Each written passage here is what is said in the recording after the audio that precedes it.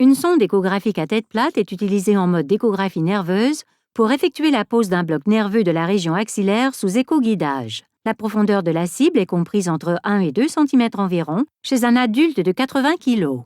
Le patient est placé en position de décubitus dorsal avec le bras en abduction à 90 degrés et le coude replié à 90 degrés.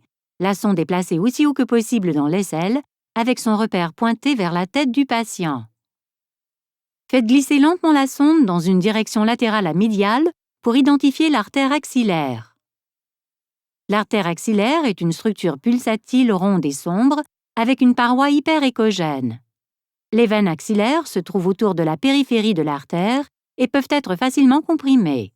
Faites glisser la sonde vers le haut du bras, vers une position proximale, de sorte que le muscle grand rond qui contribue à maîtriser la distribution d'anesthésique locale pendant l'injection soit postéromédial à l'artère et au nerf. Les biceps et les muscles coraco-brachiaux apparaissent latéraux à l'artère. Les nerfs médian, cubital et radial apparaissent sous forme de cercles hyperéchogènes et ressemblent à un nid d'abeille autour de l'artère. La position des nerfs varie autour de l'artère. La sonde est déplacée lentement latéralement sur les biceps et les muscles coraco-brachiaux. Le nerf musculocutané est visible entre ces muscles comme un petit triangle ou un petit cercle hyperéchogène lumineux. L'aiguille est placée à une distance latérale de 1 à 2 cm par rapport à la sonde et est avancée à l'aide d'une technique dans le plan.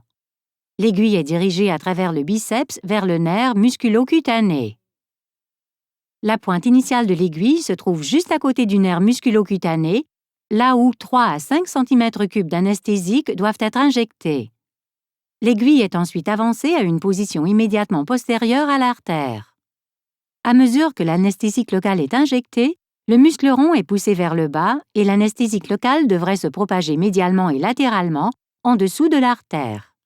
L'aiguille peut être avancée par hydrodissection afin de faciliter la propagation adéquate de l'anesthésique locale.